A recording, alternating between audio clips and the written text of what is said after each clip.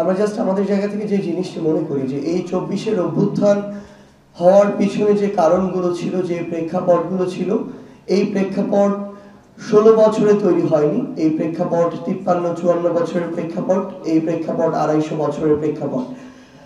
আমরা আমাদের জায়গা থেকে মনে করি যে বিগত 16 বছরে এই প্রেক্ষাপট তার সকল মাত্রা অতিক্রম করেছিল এবং নির্যাতন, নিপীড়ন, অন্যায়, জুলুম, ক্ষমতার অপব্যবহার, সিন্ডিকেট, চাঁদাবাজি, মানুষকে জিম্মি করা, খুন, হত্যা, সকল কিছু এই বিগত 16 বছরে মানুষের যে ধৈর্যের বাঁধ, সেই বাঁধ ভেঙে দিয়েছিল।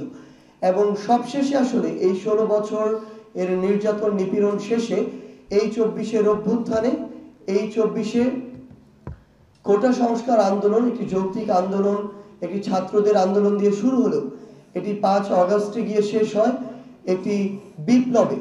আমরা সেই জায়গা থেকে আসলে আমরা মনে করি যে আমাদের বিপ্লবের যে প্রথম যে ধাপ, একটি ধাপ মাত্র আমরা অতিক্রম করেছি এবং আমাদের এই জুলাই বিপ্লবের যে ঘোষণাপত্র, সেটি আমরা আমাদের জায়গা থেকে মনে করি অবশ্যই ঘোষণা করা আরো আগে প্রয়োজন ছিল।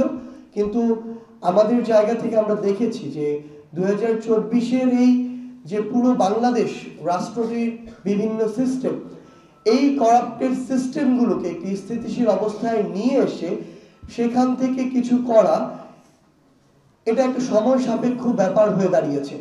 কারণ সকলের যে সহযোগিতার প্রয়োজন ছিল একটি সিস্টেমকে সুন্দরভাবে সামনের দিকে এগিয়ে নিয়ে যাওয়ার জন্য, সেই সহযোগিতা এই রাষ্ট্র এই মুহূর্তে এই সিস্টেমের সকলের কাছে থেকে, সম্পৃক্ত যারা রয়েছেন তাদের কাছে থেকে প্রত্যাশা অনুযায়ী পায় না। সেই জায়গা থেকে কিছুটা বিলম্ব হলেও আমরা আমাদের জায়গা থেকে মনে করি যে বিগত 16 বছরে মানুষ কিভাবে আসলে অন্যায়, অত্যাচার, নিপীড়নের শিকার হয়েছে এবং কোন ঘটনাগুলোর প্রেক্ষাপটে এই অভ্যুত্থানটি সংগঠিত হয়েছে। মানুষ জীবনের মায়া না করে, রক্তের মায়া না করে, পরিবারের মায়া না করে রাজপথে নেমেছে এবং খুনি হাসিনার পতন হয়েছে।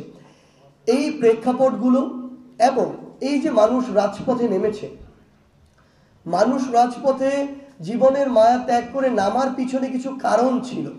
প্রত্যেক মানুষের মনে কিছু স্বপ্ন ছিল, আকাঙ্ক্ষা ছিল, একটা স্পিরিট ছিল। এই স্পিরিটগুলো কি ছিল?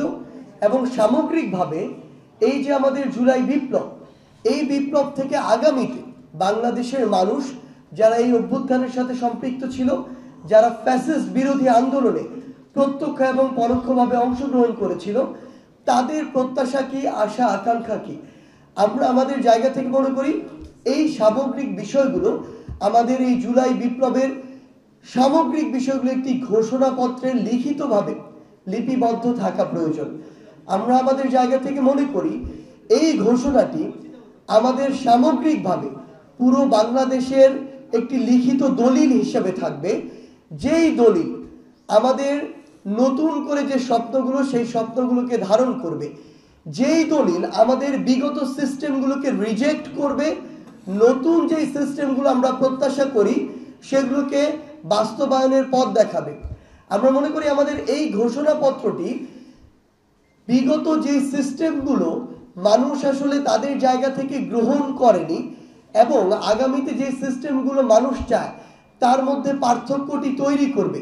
এবং আগামীতেও বাংলাদেশের মানুষের দায়িত্ব যারা ভোটের মাধ্যমে গ্রহণ করবে, তাদের ক্ষেত্রেও এটি একটি নির্দেশিকা হিসেবে থাকবে যে কোন বিষয়গুলোর প্রেক্ষাপটে এই 24-এর বিপ্লবটি হয়েছে, কোন বিষয়টির প্রেক্ষাপটে এই 24-এর বিপ্লবের পরবর্তী নতুন আশা আকাঙ্ক্ষাগুলো তৈরি হয়েছে এবং মানুষ কি চায়।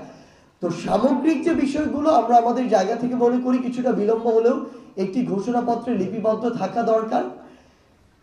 সেই বিষয়টি আসলে আমরা আমাদের এই প্রোক্লেমেশন অফ জুলাই রেভলিউশন আমরা সেখানে লিখিতভাবে লিপিবদ্ধ করব এবং আমরা এটি একটি খসড়া করেছি ইতিমধ্যে।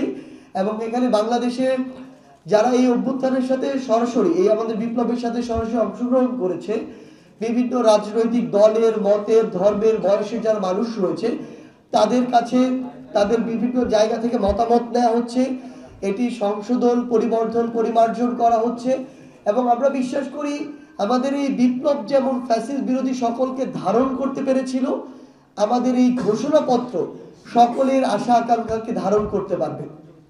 এটি আগামীর বাংলাদেশের ঘোষণাপত্র।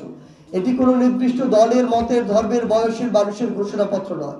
যেমন ভাবে 24-এর বিপ্লবটি সকলের ঘোষণাপত্র ছিল, আমরা আমাদের জায়গা থেকে মনে করি বাংলাদেশের এই অন্তর্বর্তীকালীন সরকার যারা এই বিপ্লবের ফলে এসেছে, তারা থেকে শুরু করে যে সকল ফ্যাসিস্ট বিরোধী রাজনৈতিক দল একসাথে রাজপথে লড়াই করেছে, তাদের সকলের মতামত এবং সক্রিয় অংশগ্রহণের মাধ্যমেই আমরা আমাদের জায়গা থেকে আমাদের জাতীয় শহীদ মিনার, যেখানে একদম অফিসিয়ালি 6 জুন প্রথম আমাদের এই আন্দোলনটি শুরু হয়েছিল, সেখানে আমরা 31 ডিসেম্বর আমাদের জায়গা থেকে এই ঘোষণাপত্রটি একসাথে আমরা ঘোষণা করার একটি প্রস্তুতি নিচ্ছি।